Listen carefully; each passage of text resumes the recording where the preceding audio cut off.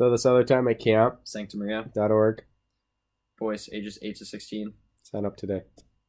Don't miss it. Wholesome recreation. In a religious atmosphere. Nice.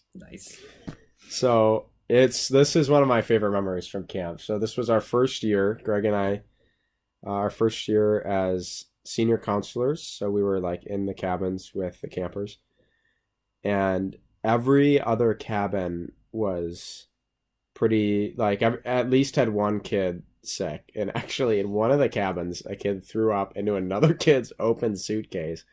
So those counselors were up all night. Oh. And one of them was... Not me. Oh, yeah, because Greg was in this other one all summer. So my cabin, we were great. No one was sick. We had a really good conversation, just overall. And then my cabin partner, Justin, that we all called Chumley, came back in. And from Pawn Stars? Well, he wasn't from... Yeah. But like the character's from Pawn Stars. Yeah, okay. Yeah. So he looked like him. Kind of. He looked like a skinny Chumley. So then we... one of the campers in my cabin was like, Sebastian, who was one of the junior counselors, like, just threw cereal on our porch. I was like, what? And it didn't make any sense. And I was like, I don't know if that's true or not. So I went out there, and sure enough, there's this stuff on my porch. And I was like, okay, this looks like cereal, but also looks like vomit. And I knew a lot of people were sick.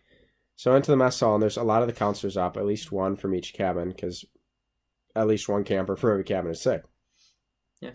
So I start toting the pitchers of water, and some of them have soap in it, back to my cabin and throwing it on the cement. And I'm like, okay, logically thinking, Sebastian could have tried to throw up in our trash can but missed and got it on the pavement. So I start like cleaning it off and brushing it, and I'm like, this smells like a little too good to be throw up, which is gross, but I mean, come on. It was true. So eventually I get it all off, and then I go to the laundry room and talk with Greg. But we got to rewind a little bit. So it was one of the kids in my cabin's birthday. That was Joe, right? Yeah, Joe. Yeah. And he was turning 12 or 13 or whatever. And his older brother came up to me and he's like, hey, it's my brother's birthday tomorrow. Can I come in the morning and punch him? And I was like, yeah. Yeah. Yeah. So, but then I went back to my own cabin and I told them, like, hey, your brother's going to come in and try to punch you. Let's, like, set up some defenses. And one of the kids was like, should we set up a tripwire? And I was like, he'll literally die because this is cement floor. So I was like, how about instead we fill a bunch of water balloons? We'll put them by the door. They're like, okay, sweet. And I told this kid to switch beds with another kid. And because this one guy kept, like, we'll call him Camper X. Camper X kept not being there for cabin cleanups. We kept getting points knocked off. So I was like, switch beds with him. And he's like, no way, man. So then Greg and I this is like about 3 a.m. in the morning. We're down by the bathroom and we're trying to fill up these stupid, like, water balloons. So I put them on, like, the faucet in the sink explodes.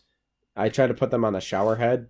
Really don't know what I was thinking there. Doesn't work. Really exploded. Yeah. Yeah. And then we go to put them on the hose, and the hose had, like, a very good, like, nozzle to it, but we noticed that the water wasn't coming out. There's a kink in the hose. Yeah. 2 kinks to be exact. Yeah. So Greg's like, oh, go take out those kinks. I was like, okay. So I undid one, and then I undid the other one. And then as I'm, like, about to undo the second one, I'm like, this isn't going to end well for Greg. It really didn't. And then I undid it, and all of a sudden I hear a then, shut it off! And what happened was Greg got soaked. Greg got soaked. The water balloon filled instantaneously, popped all over him, and then he let go of the hose. I had the hose pointed at myself because I'm a moron. I had it like this is the hose, and I had the water balloon like at my own face like that. Which is really not how you fill water balloons. Shut up. So then he let it go, and then the hose was going like all up and down in this hall between the counselor bathroom and the camper bathroom. Yeah. So we filled up 10 water balloons. I get back to my cabin, and I'm like, crap, there's 2 doors. And I had no idea what door the guy was going to come in. So I put 5 at one end and 5 at the other end. and then okay. And then I was so tired the next morning that I woke up and I missed the entire thing. So the older brother came in, saw that the water balloons were on the ground, strategically didn't step on them, then punched the wrong kid anyway by accident. And so his younger brother woke up before he got to him. And then I woke up, and Wally, who's one of the counselors, who was very like tired by that point, walked in. He's like, "Good morning," and he stepped on all the water balloons, and he's like, "Why?" Like so like perplexed.